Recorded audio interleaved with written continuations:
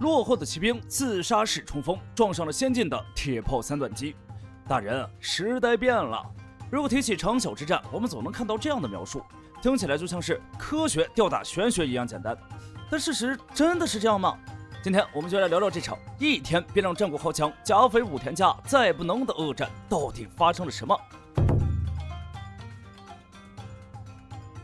1573年，战国信誉最低的家伙甲斐之虎武田信玄在向西作战途中挂了。在战国时代这个父慈子孝、兄友弟恭的大环境下，就算你安然无恙地继承了家业，但二代本身也不是好当的，尤其是胜赖这个二代，要接的还是那个武田信玄的班。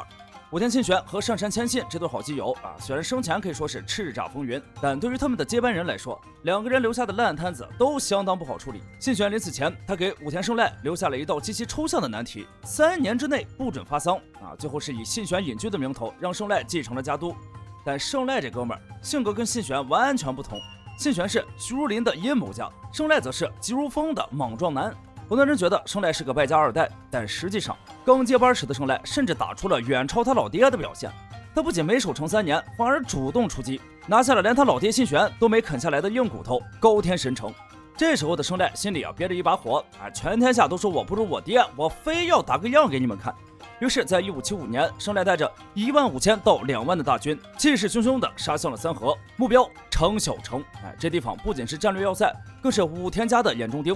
因为守城的奥平真昌原本是武田家的小弟，后来临阵倒戈成了德川家的女婿。对于胜赖来说，这不仅是地盘问题，更是关乎他这个新家督上任、清理门户、树立威信的关键之战。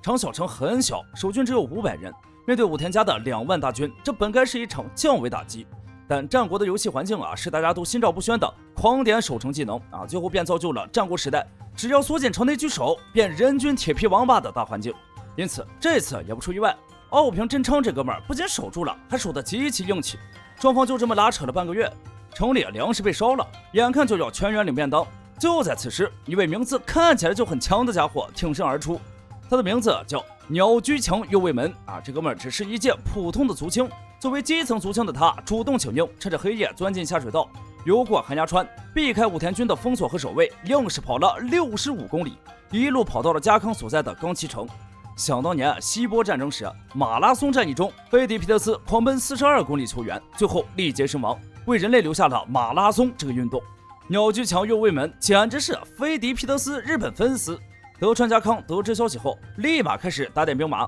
同时信长的援军也已经在路上了。按理说，强右卫门任务完成了，完全可以留在冈崎吃香喝辣，但他大概是放不下在城中挨饿的战友，非要跑回去报信。结果就在城门口被武田军抓了个正着。此时胜赖想了个损招，他对鸟居强右卫门说：“你去城下喊援军不来了我们就放了你，还让你当我手下的高管。”强右卫门点点头，成交结果到了城下，这哥们儿用尽全身力气大喊：“兄弟们撑住！织田德川38000援军2天就到！”胜赖气炸了，直接将他处以折刑。强右卫门虽然死了，但长筱城的士气瞬间从谷底被拉到爆表。武田家想趁乱拿城的计划彻底泡汤，战局被拖入了那个名为社乐园的死亡陷阱。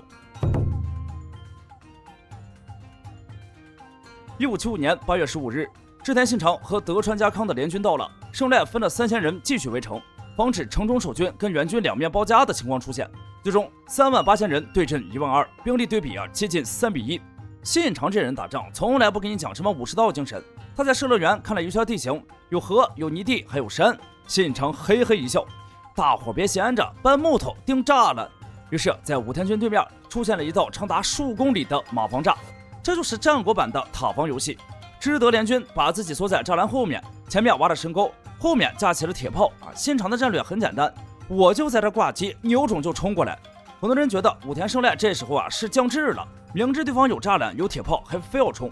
但如果你站在胜赖的角度看，当时他面临的情况极其尴尬。先是后方被断，德川家的酒井忠次带了一支骑兵奇袭了长筱城后方的渊朝山，把武田军的后路给抄了。同时还有战术误判，信长故意把兵力藏在盆地里，让胜赖产生了对方人少的错觉。最后还有一点非常重要的，那就是胜赖这个二代心理上的压力。如果不打就撤，胜赖这个新主在武田家的声望直接归零，家里的老臣更不服他了。于是胜赖下达了那个自杀式的命令：全军出击。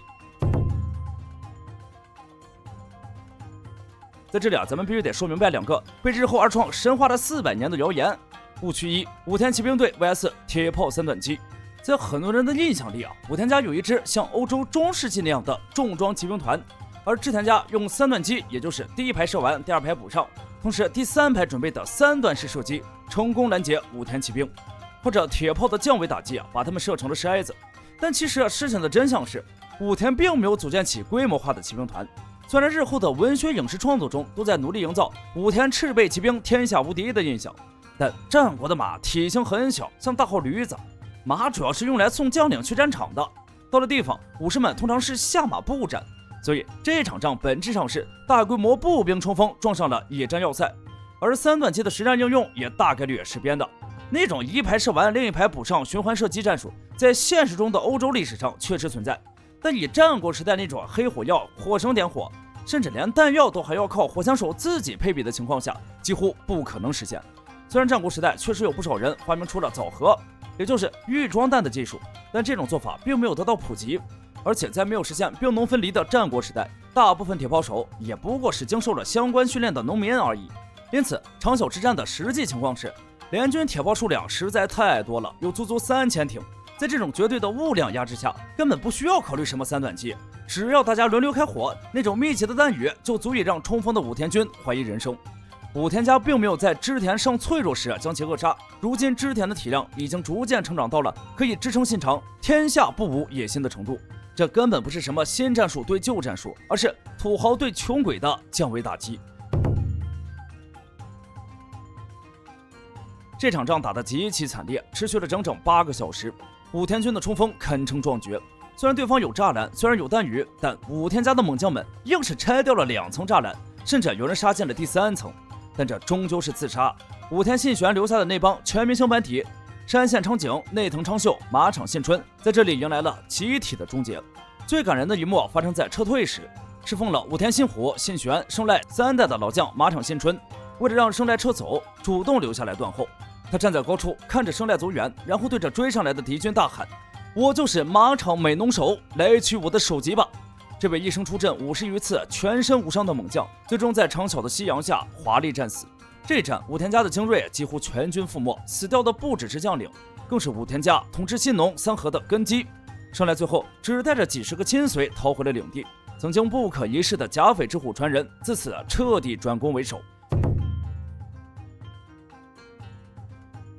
长筱之战结束后，几个主角的命运发生了极其讽刺的变化。德川家康成了最大赢家，他不仅在武田的进攻中保住了3河，还顺手收编了武田家在远江的地盘。奥平真昌直接成了德川家的顶级权贵，子孙后代世袭高官。而真正的幕后大佬织田信长，在确定了物量压制的无敌战术后，从此他不再追求什么战术博弈，只要我有钱、有粮、有枪，我就能平推整个日本。至于武田胜赖，虽然很多人说他昏庸，但他回去后硬是又撑了7年。他努力改革，并着手改善武田家的外交关系，先是强化与关东北条家的盟约，试图再现他老爹信玄当年的假乡同盟。之后谦信突然暴毙，在上杉家陷入继承人争夺战时，胜赖又与上杉景胜结盟，助其拿下了上杉家家主之位。针锋相对多年的武田和上杉，在2个接手烂摊子的2代手里，最终实现了和解。只不过此事也导致武田家与支持上杉景胜竞争对手的北条家决裂。之后胜赖又四处斡旋，但无奈长筱输掉的原始资本太多了。最终在1582年，当信长认真考虑彻底灭掉武田家时，织田家仅仅出动了1个军团，与德川家康彼此配合，便摧枯拉朽一般平推了武田家的领土。胜赖最终在众叛亲离之下，在天目山自尽。叱咤战国的甲斐武田家，在此时才算是彻底落下帷幕。讽刺的是当年长筱之战中，那个为了报信而死的强右卫门，敌方武田家的将领洛河左兵卫因为太敬佩这哥们儿的忠义，居然把强右卫门被折行的画面画成了自己的旗帜。这种敌人的敬意，成了这场残酷核战中最奇特的温情点。好了，本期关于战国第一降维打击长筱核战的故事就讲到这里。关注我，带你解构更多硬核、真实且风趣的战国名场面。我们下期再见。